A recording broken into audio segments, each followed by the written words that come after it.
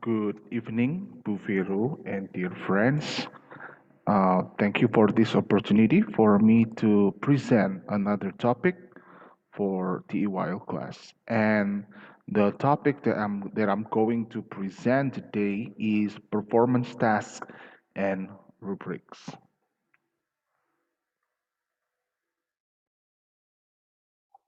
Okay. Uh, we're talking about performance tasks. So, Lewin and Shoemaker in 1988 uh, argue that task a task should comply or should cover various skills, and tasks should be applicable in the real life. They present the characteristics of the task. First, there are choices in selecting tasks. As we know that if we give a task to students, we can give vary or many various types of tasks. For example, like for some students, it is for they can do writing. For some students, they can do summary, and the other they can do argument, something, things like that. And another characteristics of a task is the combinations or the elaborations of the knowledge, core knowledge, the material, and the process, the specific process, which means uh, the steps that the students have to take in doing the task. So combining knowledge and also the procedural things in task. The, the next one is explicit score system, which means the score should be clear. The score for the criteria, for example, should be clear and should be measurable. The next characteristic is aimed at larger audience. Is the task or is the task applicable for those who are outside the classroom? Is it applicable to the other level of students? So we should take that into consideration. And the limitations and the measure should be clear, and it should measure what it is supposed to measure. So if we have the speaking test, for example, about news report, so the criteria or the things or the scoring system should also measure the news report speaking. Okay, now according to Grunlund in 1998, uh, he argued that the characteristics of performance tests and assessments, first, greater realism in life. Uh, do the tasks or resemble or similar to those in real life, which means can students apply this task to the real life? The second, greater complexity. I believe that a test should encourage thinking skills and solutions. Every student has different solutions and different thinking and different point of view. Do the task facilitate them all? The various of uh, problem solving, various of solutions and thinking skills, creativity, and the time. We should consider about the time. The more complex the task is, the more time that we should spend and that we should provide for the students. We should consider, is the time enough for the complex task? We should consider about that. And the judgment, greater use of judgment, scoring. In scoring, not only the number or scale scoring and written scoring, but also we can give scoring using oral feedback. We can also we can call the students one by one and to give oral feedback and oral judgment uh, about the student's test. All right. The next one is, excuse me, the next one is about the types of performance tasks. There are two types. The first one is restricted performance. The second one is extended performance.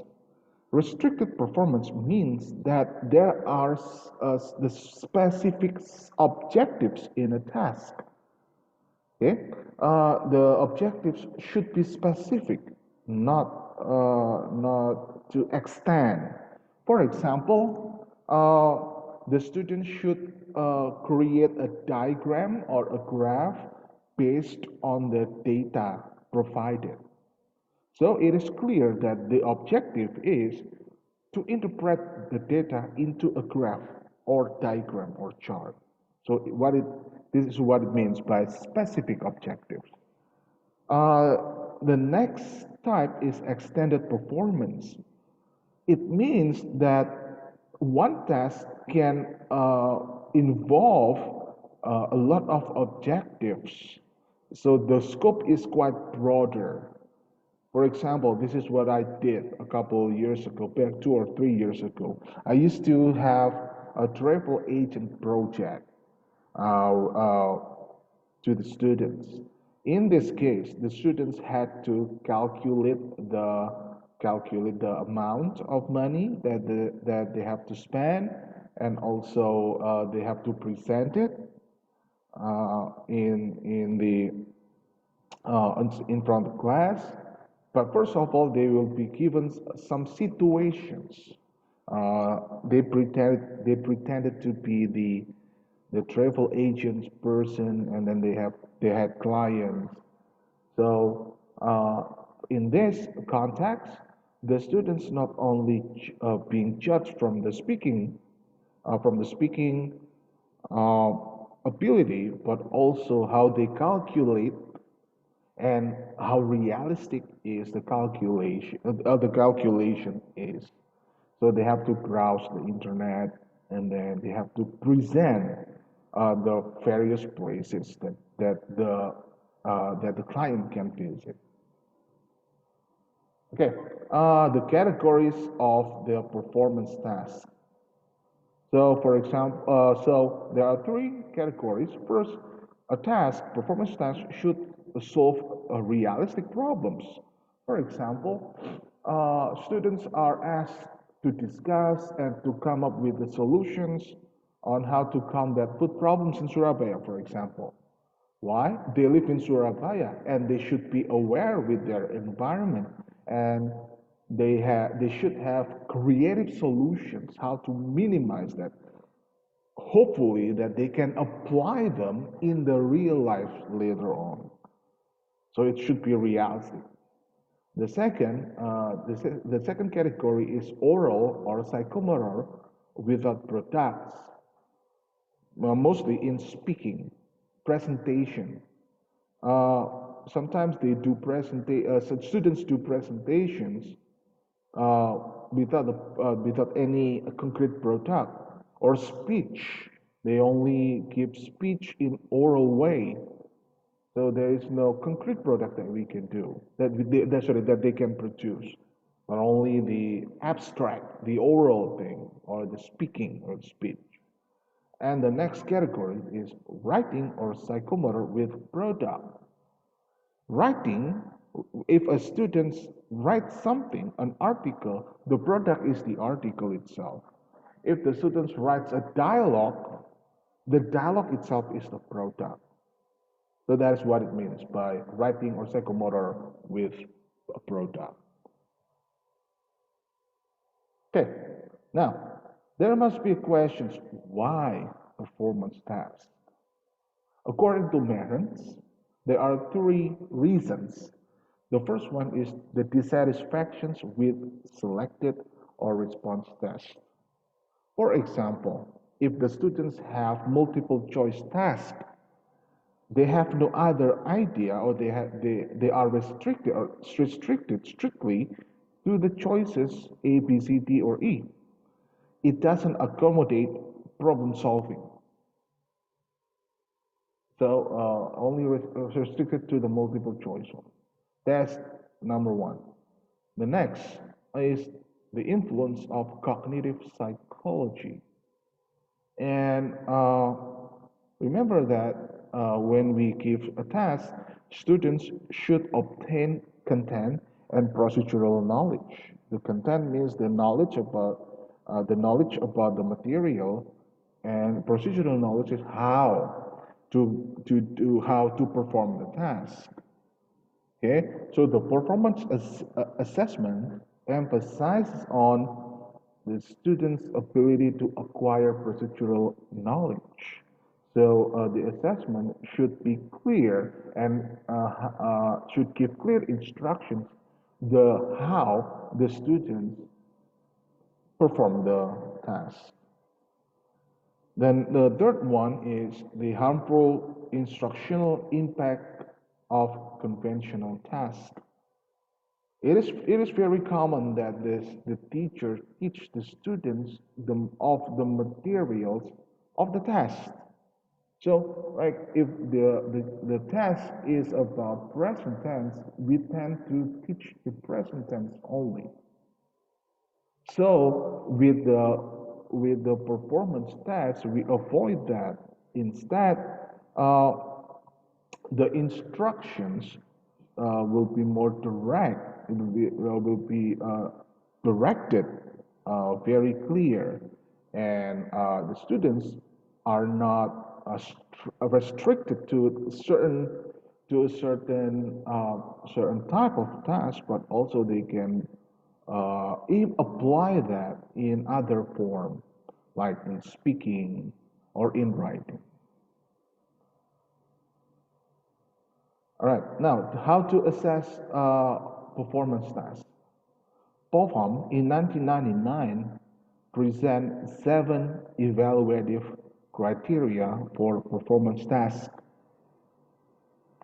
Number one, generalizability. What it means that is students' performance consistent to other tasks, which means if a student can do well in one task, can he or she do well as well in other tasks, other types of tasks? The second is authenticity. Is the task applicable in real life? The aim of the task is to prepare the students for the real life situations. So the task should be authentic or should be similar to the real life situation. Multiple fuzzy. Uh, does the task does do the task or does the task contain multiple outcomes?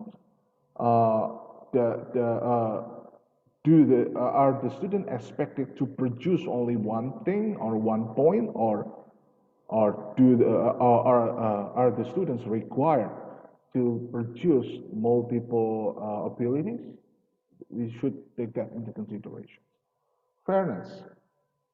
Is the task fair in terms of gender, socioeconomic condition? Does it avoid bias? The task should be neutral, and the task should should encompass a lot of aspects. So we should be careful with the questions of the task. uh, is it is it acceptable in certain culture or not? Feasibility. Is the task applicable in terms of the facility? For example, if we have listening task, do we have the facilities? Do we have the audio? Or do the students have the audio at home? About funds. Uh, is the funds enough for for funding the task, we should take that into consideration.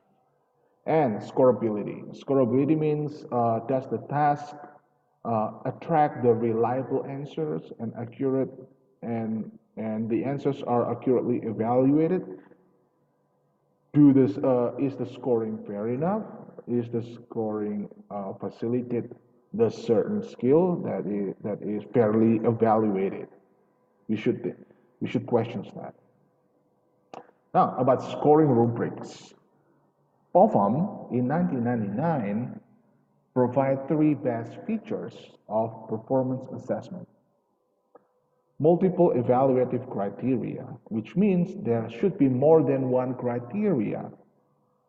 For example, in speaking, I don't believe that teachers only see the fluency, for example. The teachers should also see the other aspect, the grammar, the development of the argument. So that's what it means by multiple evaluative criteria. The second, specified quality standards. So the criteria is clear. For example, if you use numbering or scaling, for example, 9, what does 9 represent? 8, what does 8 represent? It should be clear. Judgmental appraisal. It involves human judgment in terms of oral feedback. So I think students will remember about their mistakes and they know clearly what to improve if we give oral feedback directly rather than the written feedback. Written feedback can lead to misleading or misunderstanding. So I think oral feedback is more effective than the written feedback. Okay, the next one, rubrics or criteria should be revealed to students so that they know the criteria that they have to fulfill. This is what I do. Every time I have an assignment, I tell them the criteria that they have to fulfill. For example, if I have writing assignment, so I will tell the students that I would like to see or to judge the content. The content means the appropriateness of the content or the development of the argument in the content, and the language. The language is about the grammar, present tense, for example. So it should be clear so that they know, so that students know what to do and know what to fulfill.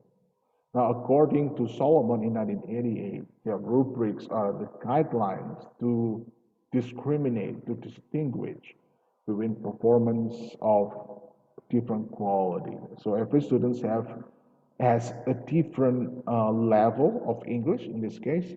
So we can use rubrics so that we can monitor which students that needs improvement and which students that have already reached the target. Okay, about the developing criteria. Criteria is set to determine the adequacy of students' performance. So when students perform speaking, we have the criteria.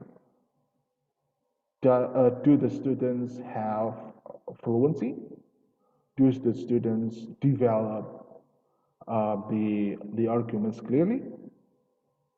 So we know we have the measure to judge the students' performance.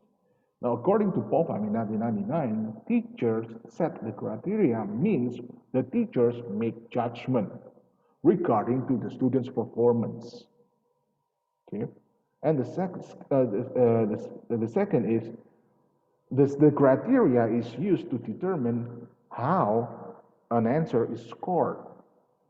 So there are three criteria, for example, for speaking: fluency, development, and grammar. So I think I believe that students must have different score for this, for each criteria. So specific criteria used to determine the score. Okay, so this is the sample. of criteria of judging performances. I quote this, I copy this example from the PDF. Okay, for example, like speech. In speech, what criteria that we should have in student? Is it the organizations, or the research, or the arguments, or the opening, the eye contact, or gestures? So these are the example. These are the criteria in speech. Another research paper. Remember the outline. We see the student's outline and the note cards and the draft. Thesis statement or bibliography. So these are the criteria of the performance. And I'm going to display several another example of the rubric, and this is skills. This one is called numerical skills. Numerical skills means rating the performance based on the numbers. For example, like one, usually numbers accompanied by descriptors, verbal descriptor. For example, one represents weak, two represents satisfactory, three represents very good, four represents excellent, and five is superior. So, weak, satisfactory, novice, adequate, apprentice, distinguished are called descriptors or verbal descriptors. And the numbers represent the scales. Okay, the next type of scales is the descriptive scale.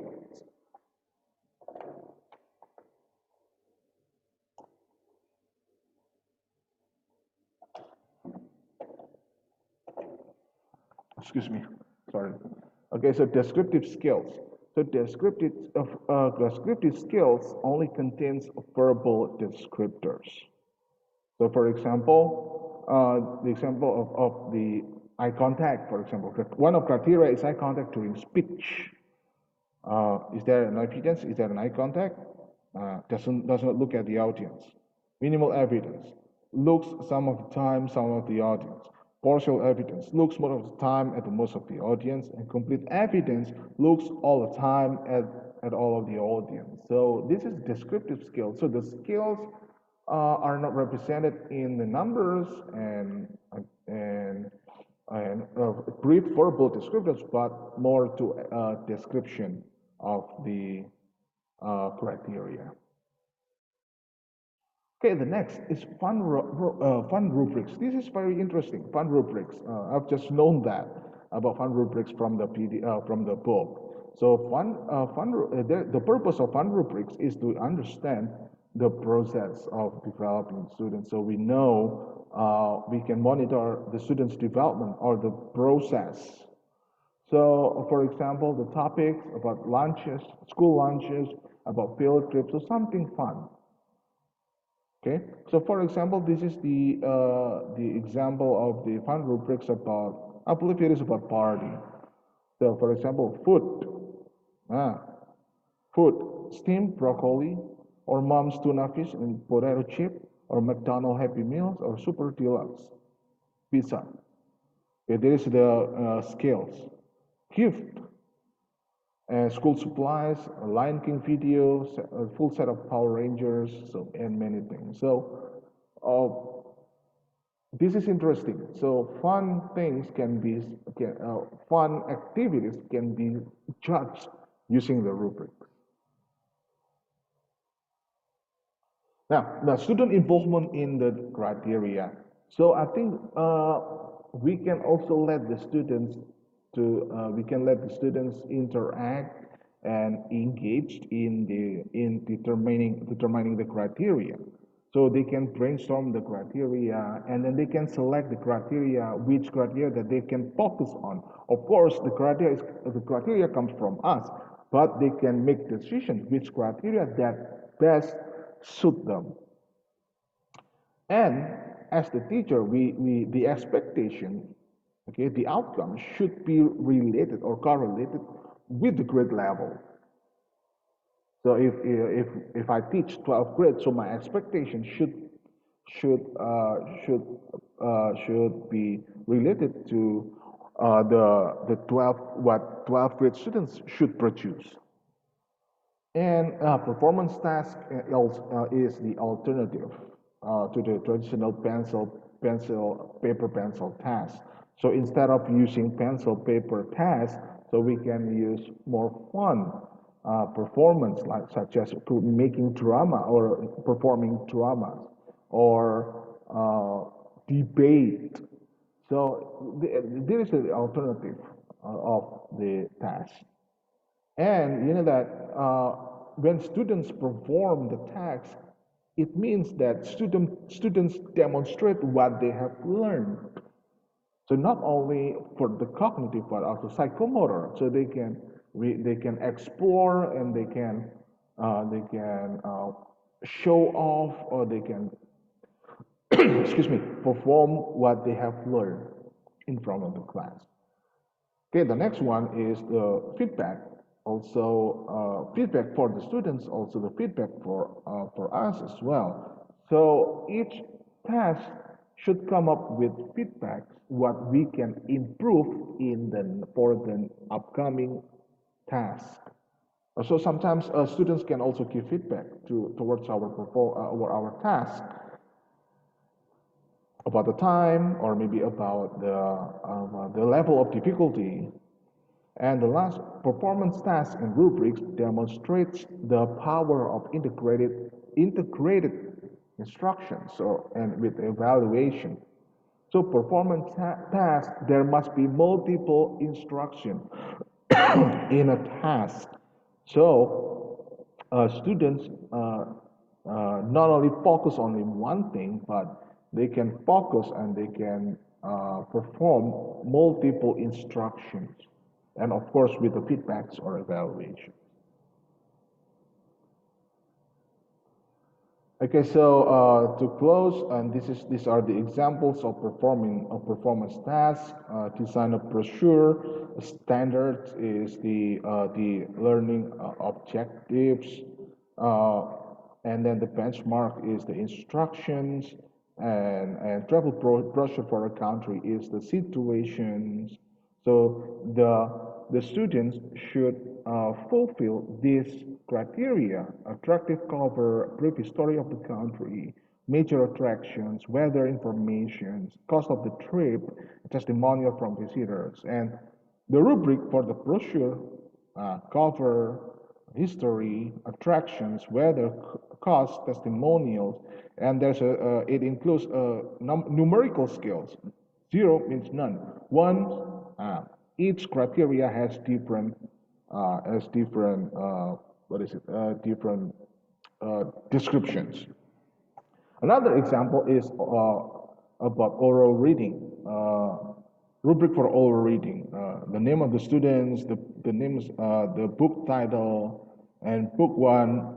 For example, like one, it means knows only the beginning. Two, knows how to read some words, and so on. Okay, another type is another example is oral presentations. So, for example, the presentations, if a student reach three, so it means that students uh, has performed, like for example, like the speech volume is clear enough, and then student reads notes, avoid the eye contact. So, so the students is judged based on these numerical scales and their descriptors. Okay, I think that's all for my presentation. Thank you very much, Bu Vero and dear friends. Thank you.